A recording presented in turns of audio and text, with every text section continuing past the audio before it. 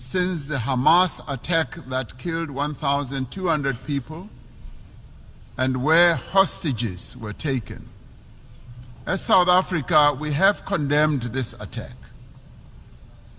In response, Israel embarked on an act of collective punishment in its assault on the people of Gaza. The torment of the people of Gaza continues unabated. More than 41,000 Palestinians have been killed. Homes, hospitals, churches, mosques, and schools lie destroyed. Famine and disease stalk the streets of Gaza. This cannot but shock our collective humanity. The violence the Palestinian people are being subjected to is a grim continuation of more than half a century of apartheid that has been perpetrated against Palestinians by Israel. We South Africans know what apartheid looks like. We lived through apartheid. We suffered and died under apartheid. We will not remain silent and watch as apartheid is perpetrated against others.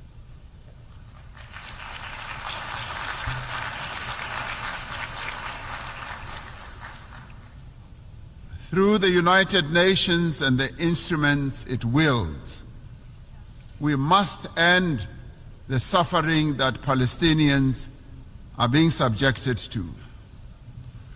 We are called upon to uphold the principles of the UN Charter and to uphold consistently and in their entirety the fundamental tenets of international law. International law cannot be applied selectively. No one state is more equal than any other. In December last year, South Africa approached the International Court of Justice, seeking an order to prevent Israel from committing genocide against the people of Gaza. We did so in terms of our obligations as a state party to the Convention on the Prevention and Punishment of the Crime of Genocide. As South Africa, we welcome the support that a number of countries have given to the case that we have launched at the ICJ. The ICJ's orders make it clear that there is a plausible case of genocide against the people of Gaza. They further make it clear that states must also act to prevent genocide by Israel and to ensure that they are not themselves party to the violation of the Genocide Convention by aiding or assisting in the commission of genocide. We reiterate our call for an immediate ceasefire and for the release of all hostages. The only lasting solution is the establishment of a Palestinian state, a state that will exist side by side with Israel, with East Jerusalem as its capital. Our moral conscience further demands that we exert every effort to bring peace also to other countries, especially the eastern part of the Democratic Republic of the Congo, to Sudan, to Ukraine, and other parts of the African continent. We must realize the aspirations of the people of Western Sahara to self-determination. Achieving and maintaining peace and security requires the collective will of the community of nations gathered here. It requires that the UN Security Council should be a more representative body and inclusive. 78 years since its formation, the structure of the United Nations Security Council remains largely unchanged. Africa and its 1.4 billion people remain excluded from its key decision-making structures. This cannot continue. The Security Council has not fulfilled its mandate to maintain international peace and security. The UN Security Council must be reformed as a matter of agency.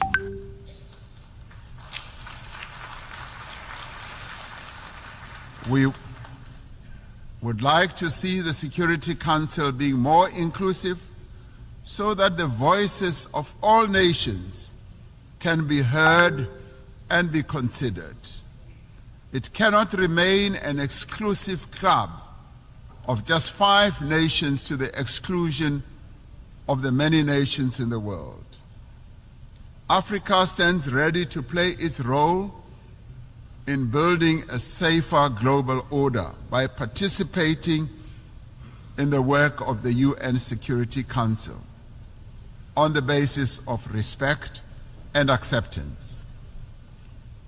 The African Union and its member states are engaged in mediation, in dialogue and diplomacy across our continent to create conditions under which peace and development can take hold.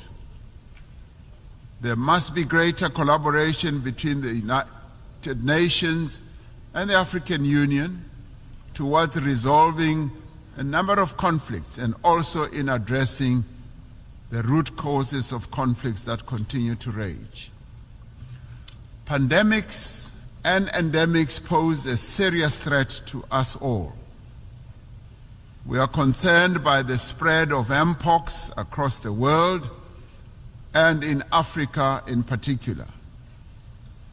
We urge the international community to mobilize vaccines and other medical countermeasures for deployment where they are most needed. Economic prosperity is key to sustainable peace. Through the Africa Continental Free Trade Area, we are establishing the foundation for a massive increase in trade and investment and infrastructure in our continent. The AFCFTA will further integrate regional economies and accelerate Africa's industrialization and economic growth. The climate crisis is now a full-blown climate emergency in the world. It impacts very devastatingly to both countries and citizens of many countries. Extreme weather, such as flooding, fires, and droughts, are becoming wreaking havoc on societies, economies, and the livelihoods of ordinary people. Despite being least responsible for climate change, developing economy countries, and particularly African countries, are bearing the brunt of what they did not create and are in the front line.